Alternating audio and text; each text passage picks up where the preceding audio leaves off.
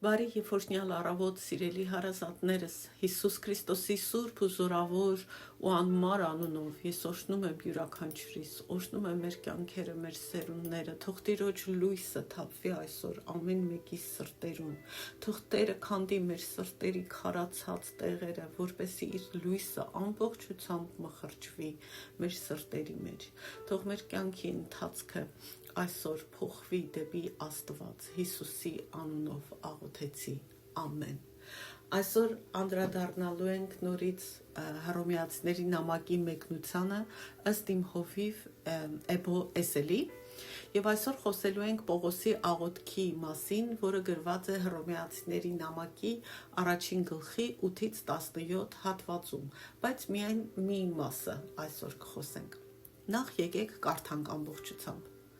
Նախ Հիսուս Քրիստոսի միջոցով Աստծուն շնորհակալություն եմ հայտնում ձեր բոլորիդ համար, որովհետև ձեր հավատի մասին խոսվում է ողջ աշխարհում։ Որովհետև վկա է ինձ Աստված, որին ես ծառայում եմ իմ հոգով, իր որդու ավետարանը քարոզելով, թե ինչպես եմ անդադար հիշում ձեզ, ամեն ժամ իմ աղոթքներում աղաչելով, որ գուցե ինձ երբևէ հաջողվի մի անգամ Աստծո կամքով ձեզ մոտ գալ, որովհետև շատ եմ փափագում ձեզ տեսնել, որպեսզի ձեզ հոգևոր մի շնորհ մատուցեմ ձեզ ամրացնելու համար, այսինքն որպեսզի ձեզ հետ եւ ձեզ մոտ սփոփվեմ իմ եւ ձեր միասնական հավատի միջոցով։ Եղբայրներ, չեմ ուզում, որ անտեղյակ լինեք, որ շատ անգամ մտադրվեցի ձեզ մոտ գալ, թեև մինչև հիմա արգելքներ եղան, որպեսզի ձեր մեջ եւս վաստակ ունենամ, ինչպես մյուս հեթանոսների մեջ։ Ես պարտական եմ հույներին ու բարբարոսներին, իմաստուններին ու անմիտներին, ուստի հոժար եմ ձեզ էլ, որ Հռոմում եք իմ կարողության չափով ավետարանելու։ Ավետարանը ամոթ չեմ համարում, քանի որ Աստծո զորությունն է ամեն հավատացյալի փրկության համար, նախ հրեայի, ապա նաև հույնի, որտև Աստծո արդարությունը նրա միջոցով է հայտնվում, հավատից հավատի մեջ, ինչպես որ գրված է,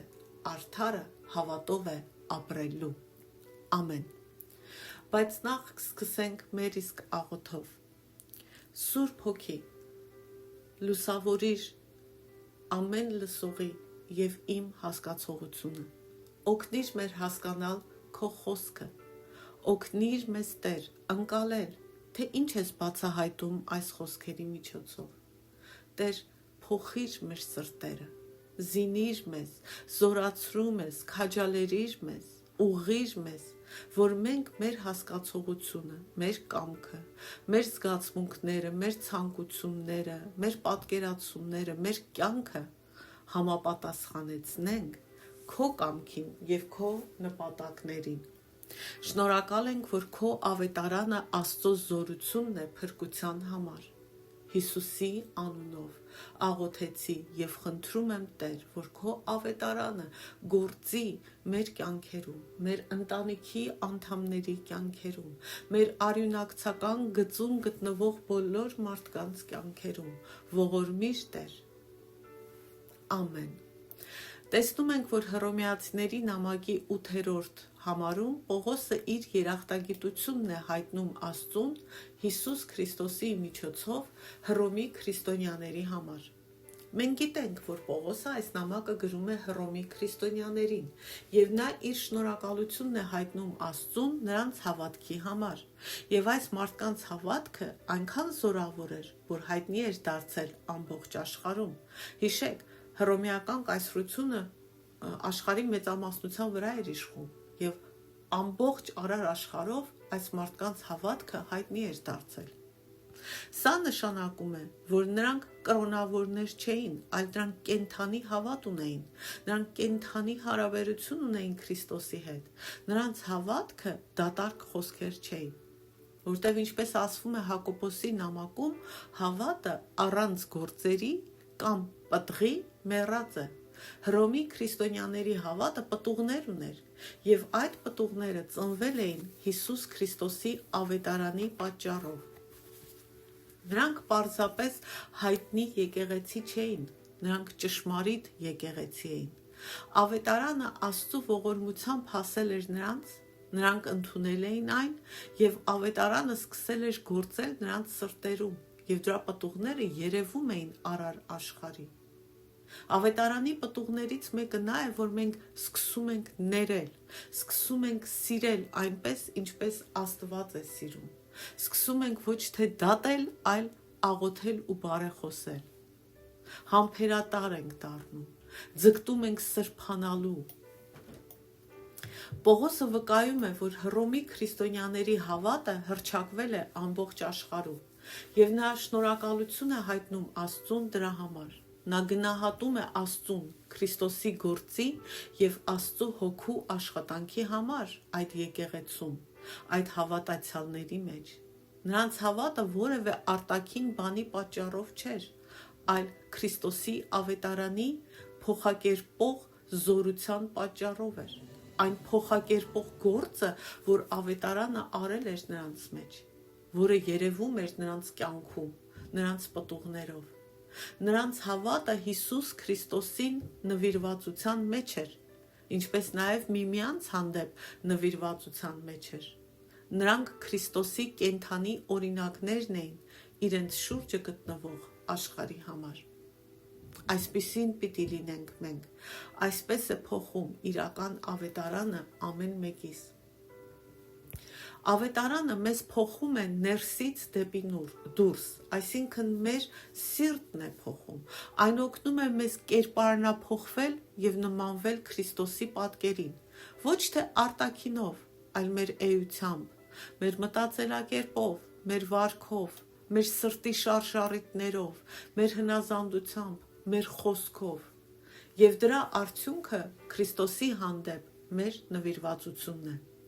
Ավետարանի հիմնական նպատակը եւ այն գործը, որ այն կատարում է մեր կյանքում, մեզ Քրիստոսին նվիրված մարդիկ դարձնելն է։ Նվիրվածություն Քրիստոսին։ Այո, նվիրվածություն Քրիստոսին։ Սա է ավետարանի նպատակը, եւ դա տեսանելի էր Հռոմի քրիստոնյաների մեջ, որպես հավատացյալներ ու որպես Աստծո եկեղեցի։ Ուրեմն Պողոսը նախ ընդգծում է իր երախտագիտությունը Աստծո առաջ Քրիստոսի միջոցով։ Այնուհետև 9-10 համարում Պողոսն ասում է, որովհետև վկա է ինձ Աստված, որին ես ծառայում եմ իմ հոգով, իր որդու ավետարանը քարոզելով, թե ինչպես եմ անդադար հիշում ձեզ, ամեն ժամ իմ աղոթքներում աղաչելով, որ գուցե ինձ երբևէ հաջողվի մի անգամ Աստծո կամքով ձեզ մոտ գալ։ Պողոսը ցանկանում էր Հռոմ գնալ, բայց ոչ թե որպես տուրիստ Հռոմը տեսնելու համար։ Նա ցանկանում էր այցելել այնտեղի քրիստոնյաներին։ Նա երբեք նախկինում այնտեղ չէր եղել։ Նա ուզում էր գնալ Հռոմ ավետարանը քարոզելու համար, նրանց այդ հավատացյալներին հոգևոր պարգև բերելու համար, ինչի մասին նա խոսում է հաջորդ համարում։ Բայց ինչ որ պատճառներով, ինչ որ ձևով, ինչ որ բան նրան անընդհատ խանգարում էր։ Բայց տեսնում ենք, որ Հռոմ չգնալը հետ չէր պահել Պողոսին Հռոմի քրիստոնյաների համար աղոթելուց։ Նա աղոթում էր նրանց համար, նա հիշում էր նրանց իր աղոթքներում։ Սա ցույց է տալիս աղոթքի կարևորությունը, եւ որ աղոթքը տարածություն չի ճանաչում։ Աղոթքը եւ Սուրբ Հոգու բարի գործը մեր կյանքում կատարվում են, անգամ եթե մենք իրար կողքի չենք, Սուրբ Հոգու զորությամբ եւ Քրիստոսին հետևելու մեր ճանապարհին։ Պողոսը գիտեր, որ եկեղեցու համար աղոթելը հիմնարար է եկեղեցին կառուցելու համար, եկեղեցու պաշտպանության համար, հավատացյալների զորության համար։ Օրինակ Եփեսացիների նամակի 6-րդ գլխի վերջում, երբ Պողոսը խոսում է ամեն տեսակ աղոթքով աղոթելու մասին, ասում է նաև աղոթեք բոլոր սրբերի համար։ Սրբեր նշանակում է բոլոր հավատացյալների համար։ Այսպիսով նա կոչ է անում եկեղեցուն աղոթել եկեղեցու համար, որտեղ աղոթքը հիմնական բաղադրիչն է, որպեսզի մենք զորանանք, հաստատված լինենք հավատքի մեջ, աճենք հավատքի մեջ, աճենք Աստծո սիրո մեջ, արմատավորվենք, ապրենք այնպես, ինչպես Աստված է նախատեսել մեզ համար, որպեսզի մաքուր լինենք Աստծո առաջ։ Պողոսը սա շատ լավ գիտեր, եւ թեև նա դեռ չէր եղել Հռոմի եկեղեցում, չէր հանդիպել այնտեղի քրիստոնյաներին, նա միևնույնն է իր կյանքը նվիրել էր այդ մարդկանց համար, այդ եկեղեցու համար աղոթելուն։ Ահա թե ինչու աղոթքն այդքան կարևոր է մեզ համար։ Որպես հավատացյալներ մենք պետք է աղոթենք մեզ համար, պետք է աղոթենք եկեղեցու համար, այն երկրում, որտեղ դու գտնվում ես եւ բոլոր ազգերում գտնվող եկեղեցիների համար, բոլոր քրիստոնյաների համար եւ նաեւ աշխարհի ազգերի համար։ Եթե կա ժամանակ, երբ մենք պետք է աղոթենք, ապա դա հիմա է։ Եթե կա ժամանակ, երբ մենք պետք է աղոթենք Մեծ Բրիտանիայի, Հայաստանի, Ամերիկայի, Թուրքիայի, Ադրբեջանի, Ռուսաստանի, Ուկրաինայի, Իրանի, Իսրայելի հավատացյալների համար, այնտեղ եղող, այսինքն ամեն ազգի մեջ եղող քրիստոնյա եկեղեցիների համար, դա հիմա է։ Հակոբոսի նամակում ասվում է, եթե մեկը նեղության մեջ է, թող աղոթի։ Կարելի է ասել, ամեն ազգ, ամեն երկիր, ամեն քրիստոնյա հիմա նեղության մեջ է։ Ես հավատում եմ, որ մենք գտնվում ենք մի իրավիճակում, որը կարելի է կոչել նեղություն։ Մենք ապրում ենք անհանգիստ, անորոշ ժամանակներում։ Մեր մշակույթներում շատ բաներ են փոխվում։ Կան բազմաթիվ քաղաքական հարցեր, որոնք մեծ ազդեցություն ունեն կուլիսների ետևում։ Մեզ թվում է մենք հասկանում ենք, բայց մենք ամբողջությամբ չգիտենք։ Աստծո ժողովրդի համար աղոթքը հիմա ավելի անհրաժեշտ է, քան երբևէ։ Դու եւ ես նույնպես աղոթքի կարիք ունենք, ավելի քան երբևէ։ Մեր ընտանիքները մեր աղոթքի կարիքն ունեն, ավելի քան երբևէ։ Աղոթելու անհրաժեշտությունը չի հիմնվում մեր զգացմունքների վրա։ Աղոթելու անհրաժեշտությունը նույնիսկ չի հիմնվում այն հանգամանքների վրա, որոնց մեջ մենք գտնվում ենք։ Մեզանից ոմանք կարող են ավելի հարմարավետ իրավիճակում լինել, քան մյուսները։ Այսօր կարող է լավ վիճակում լինենք, բայց ոչ վաղը, բայց դա չի նշանակում, որ նրանք կամ մենք, ովքեր ավելի ապահով են, կամ անմիջական խնդիր չունեն, չպետք է աղոթեն։ Այդպես չի գործում։ Հակառակը, լավ վիճակում ավելի շատ պիտի աղոթենք։ Աստվածաշունչը Գործք առաքելոց 2-րդ գլխում ասում է, որ Հիսուսի հետևորդները նվիրված էին առաքյալների ուսուցմանը, իրար հետ եւ Աստծո հետ հաղորդակցությանը, աղոթքին եւ հացի կոտրմանը։ Եվ եթե ուշադիր կարդաք Գործք առաքելոց գիրքը, կտեսնեք, որ հավատացյալների մեջ կային մարդիկ, ովքեր շատ ավելի հարուստ էին։ Նրանք հողեր եւ ունեցվածք ունեին, վաճառեցին դրանք եւ բաժանեցին մյուսների հետ եւ մասնակից էին առաքյալների ուսուցմանը, հաղորդակցությանը, աղոթքին ու հացի կոտրմանը։ Հարուստ լինելը անհնազանդության պատճառ չէր նրանց համար։ Այսպիսով բոլորը նույն մակարդակի վրա չէին նյութապես, բայց նրանց նվիրվածությունը աղոթքին ու Քրիստոսին նույնն էր։ Ինչու՞, որտև աղոթքի անհրաժեշտությունը չի որոշվում մեր անմիջական իրավիճակով ու ստատուսով։ Աղոթքի անհրաժեշտությունը հիմնված է Սուրբ Գրքի, Սուրբ Հոգու եւ Հիսուս Քրիստոսի կոչի ու պատվիրանի վրա, որ մենք աղոթքենք։ Աղոթքը պատվիրան է։ Աղոթքի կոչը ընտրություն չէ, դա պատվիրան է Սուրբ Գրքից, ինչպես նաեւ նվեր Աստծուց։ Դրա համար էլ Պողոսը ասում է, որ նա միշտ հիշում է Հռոմի քրիստոնյաներին իր աղոթքներում, եւ նա խնդրում էր, որ ինչ որ կերպ Աստծո կամքով վերջապես հաջողվի գնալ եւ հաղորդակցվել նրանց հետ։ Պողոսը աղոթում էր, որ Աստծո կամքի համաձայն իրեն շնորհվի արտոնություն այցելել Հռոմի քրիստոնյաներին։ Եկեք նորից ընդգծենք, որ Պողոսը աղոթում էր Աստծո կամքի համաձայն գնա Հռոմ։ Եվ երբ մենք աղոթում ենք Աստծո կամքի համաձայն, պիտի հասկանանք, որ մեծամասամբ Աստծո պատասխանները մեր աղոթքին չեն լինում այնպես, ինչպես մենք ենք ուզում, ինչպես մենք ենք ակնկալում կամ ինչպես մենք ենք պատկերացնում։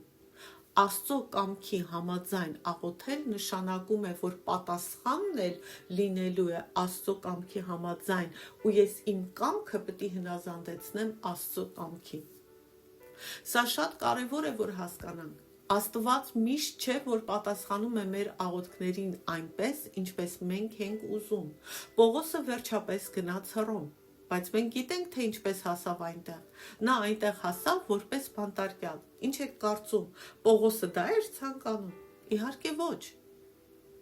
Նա շատ բաների միջով անցավ, նավաբեկության ենթարկվեց, հասավ Մելիտե կղզի, այնտեղ օձը խայթեց նրան եւ կարող էր մահանալ։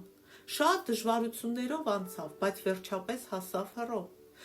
Կալանավորված, որպես բանտարկյալ, եւ դա տեղի ունեցավ Աստծո կամքի պատճառով, որտեղ Աստված նպատակ ուներ եւ կատարվում էր Աստծո նպատակը եւ Աստծո կամքը եւ ոչ թե Պողոսինը։ Աստված նպատակ ուներ, որ Պողոսը պետք էր գնար եւ Ցեզարին, թագավորների թագավորին Աստծո խոսքը հասցներ։ Երբ մենք դարձի ենք գալիս, երբ մենք փրկվում ենք, հաճախ մտածում ենք, որ ամեն ինչ մեր ծրագրի համաձայն կընթանա, բայց ճշմարտությունն այն է, որ մեր կյանքում ամեն ինչ չի ընթանալու այնպես, ինչպես մենք ենք ցանկանում։ Քրիստոսն ասաց, այս կյանքում դժվարություններ ու տառապանք են լինելու, բայց մի վախեցեք, ես հաղթել եմ այս աշխարհին։ Պատճառը այն է, որ մենք մեր կյանքի տերը չենք, կարծում ենք, բայց չենք։ Աստված է մեր կյանքի տերը։ Պետք է կատարվի նրա կամքը, ոչ թե մերը։ Երբեմն Աստծո կամքը կարող է անվտանգ կամ հարմարավետ չթվալ ու չլինել մեզ համար։ Պողոսի մասին Աստված ասաց Անանիային, որ նա ընտրել է Պողոսին, որպեսզի իր անունը տանի թագավորների ու հեթանոսների առաջ։ Եվ հետո Հիսուսն ասաց Անանիային Պողոսի համար. Ես նրան, Պողոսին, ցույց կտամ, թե որքան շատ պետք է տառապի իմ անվան համար։ Սա Աստծո կամքն է։ Այսպիսով Աստծո կամքը միշտ չէ, որ համընկնում է մեր կամքի հետ։ Երբեմն մենք հետ ենք նայում մեր կյանքին եւ տեսնում ենք, որ ծրագրեր ունենք, բայց ամեն ինչ չընթացավ այնպես, ինչպես նախատեսել ենք։ Իհարկե, չեմ ուզում փոքրացնել այն շատ կարևոր փաստը, որ երբեմն մեր սեփական ընտրությունները, մեր մեղքերը, մեր կամքը պնդելը առաջացնում են խնդիրներ մեր կյանքում, շեղում մեզ Աստծո ճանապարհից, անհարմար իրավիճակներ առաջացնում մեզ համար, բայց միևնույնն է, Աստված ամեն ինչ բերում դնում է իր կամքի մեջ։ Ու այդ ամենի մեջ մենք երախտապարտ պիտի լինենք Աստծո կամքի համար, որտեղ միայն Աստծո կամքի մեջ է, որ նա կարող է ամեն բան մեր բարիքի համար դարձնել, անգամ չարիքը։ Այդ պատճառով Պողոսը ասում է, որ աղոթում է Աստծո կամքի համաձայն, որովհետև գիտի, որ եթե Աստծո կամքի մեջ ինչ-որ բան սխալ գնա, Աստված զորություն ունի այդ սխալը դարձնելու մի բան, որը կծառայի Աստծո նպատակներին։ Ուստի մենք էլ պետք է աղոթենք Աստծո կամքի համաձայն։ Հակոբոսի նամակում Հակոբոսը հորդորում է մեզ, որ չպետք է պարզապես ասել, վաղը սա կանենք կամ էլ այն կանենք։ Նա ասում է, որ պետք է ասել, եթե Տերը կամենա։ Հակոբոսը ցույց է տալիս, որ ամեն ինչ, նույնիսկ այն, ինչ այսօր սկսել ենք, տեղի է ունենում Աստծո կամքի համաձայն։ Եթե Աստված որոշի, որ վաղը չի լինելու, ապա նշանակություն չունի, թե որքան ենք մենք ծոմ պահում կամ աղոթում, դա չի փոխվի։ Այն օրը, երբ Տեր Հիսուս Քրիստոսը մարմնապես կվերադառնա այս աշխարհ, որոշված է Հայր Աստծո կողմից։ Հայրը այդ որոշումը պահում է իր սրտում, ոչ մեկ չգիտի։ Եվ այդ օրը Հիսուս Քրիստոսը կվերադառնա։ Հիսուս Քրիստոսն անգամ Հայր Աստծուն չի ասի, չէ, Հայր, այսօր չէ, այսօր հավես չունեմ, այսօր պատրաստ չեմ։ Նա կենթարկվի հոր կամքին, ինչպես ենթարկվեց խաչը բարձրանալու համար։ Ոչինչ եւ ոչ ոք չի կարող փոխել Հայր Աստծո կամքը, ոչ մի աղոթք չի կարող փոխել դա։ Ուստի մենք պետք է պատրաստ լինենք հնազանդվելու Աստծո կամքին, նույնիսկ եթե այն չի համապատասխանում մեր կամքին, եւ դա կոչվում է մեր կամքով, մեր ազատ ցանկությամբ հնազանդեցնել մեր կամքը Աստծո կամքին։ Հայր, թող լինի քո կամքը եւ ոչ թե մերը, եւ իմ կյանքում, եւ բոլոր լսողների կյանքում, եւ իմ ընտանիքի կյանքում։ Տեր, թող քո կամքը լինի, թող քո թագավորությունը գա եւ հաստատվի մեր կյանքերում։ Արի Հիսուս, արի Աստծո թագավորություն, արի Սուրբ Հոգի։ ամեն։ Եվ Աստծո շնորհով ու կամքով վաղը կշարունակենք։ Ամեն։